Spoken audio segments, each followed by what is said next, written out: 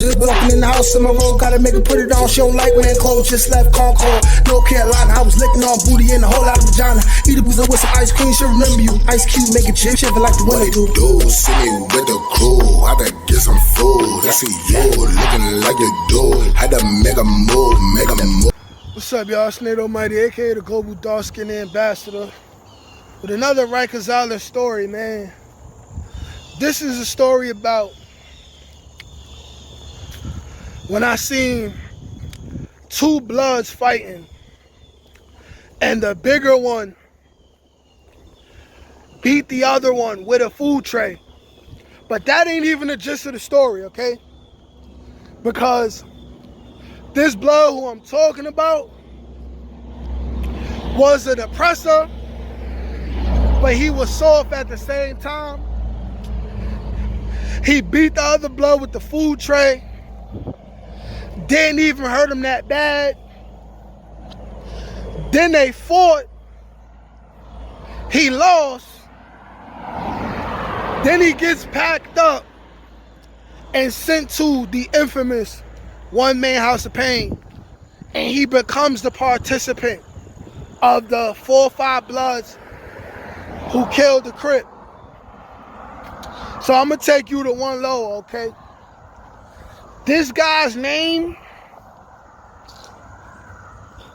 I'm not even gonna say his name because I know for sure,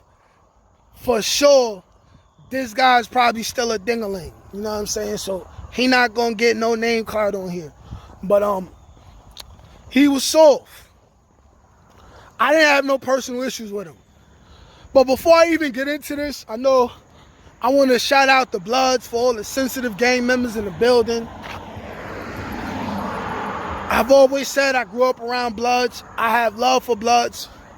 I'm hardest on them because I know the effects they have on our communities, and I know that if they chose to go a different direction, they could do for our people the same thing that people like Elijah Muhammad and Farrakhan done for the Nation of Islam, you know. But shout out to non-trades that I grew up around. Shout out to Mac Ballers. Shout out to Hounds. But let's get to the story, okay? This Blood was Miller at a time where Millers was real big and they was recruiting a lot of dudes.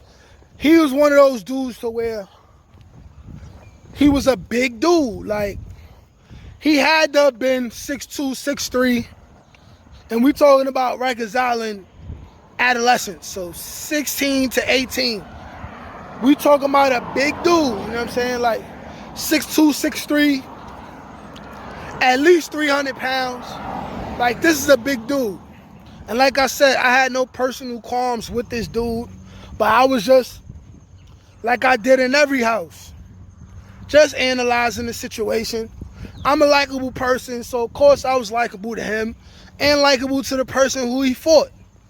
You know what I'm saying? Who he got into it with. But how this fight came to be was that both these guys were on the team. Okay, so both these guys had a high position of power.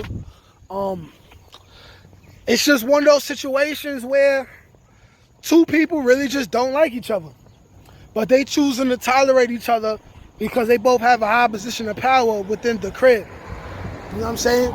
Neither of them run the crib, so they can't get the other one packed up. They can't make that order. You know what I'm saying? But they dealing with each other still because they don't have the highest power in the crib, but they have a high power. Now, the bigger dude who I'm talking about, who hit the other guy with the tray, he had an issue with this guy because this guy was a heavy joker, a heavy prankster, and if he was mad at you, he'll say some real disrespectful stuff, you know what I'm saying? And he'll talk about your mother, all type of stuff, you know? And he will gladly fight you if you feel some type of way, you feel me? So it was just one too many times where the dude just invited him to the Frank stand or said something disrespectful about his mother. I don't know what they was arguing about. They might have been arguing about a couple pages from a porno mag, where it started at, because this same guy, I'm gonna talk about him in a later story about how he knocked out a dude in the house over a porno mag. You know what I'm saying? More specifically, Pinky. You know what I'm saying? But back to this regular story. I remember just being in the day room and we just watching them. They arguing, right? But the bigger dude, right? The bigger bully, he's more in his feelings. The other dude is just like laughing. He like, ah, you tight. And they both from Brooklyn, right?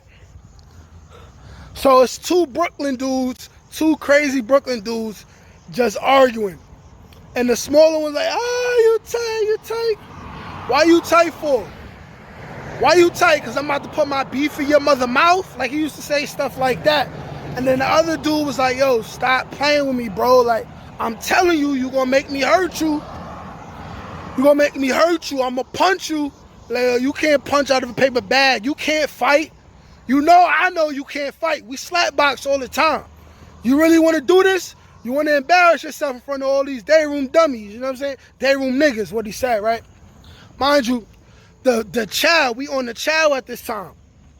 So while they arguing, right?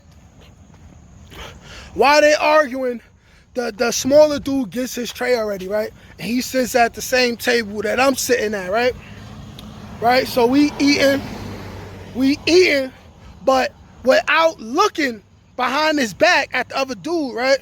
Who's eating as well, the bigger dude, he just talking, snapping on them. Now they throwing the Frankston at each other, right?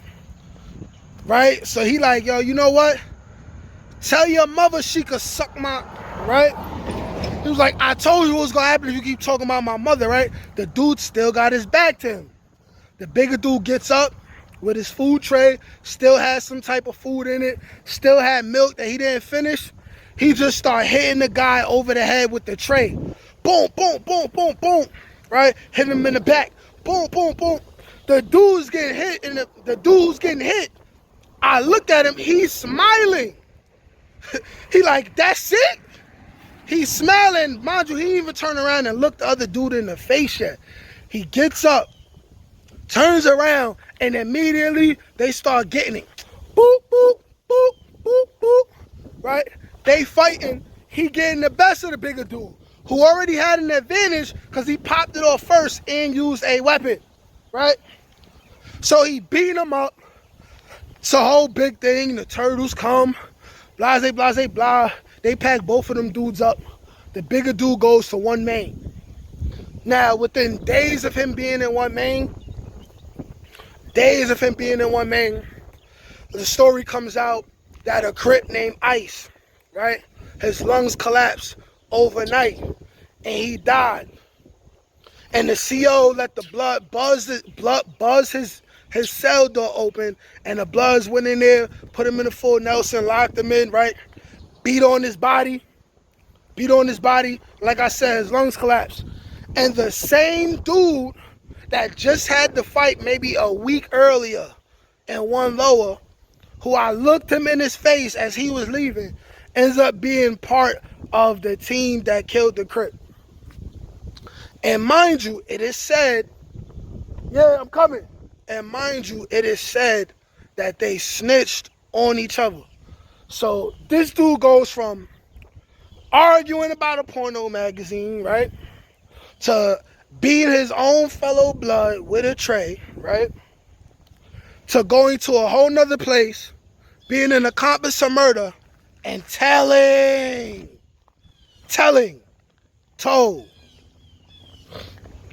My advice, don't go to jail.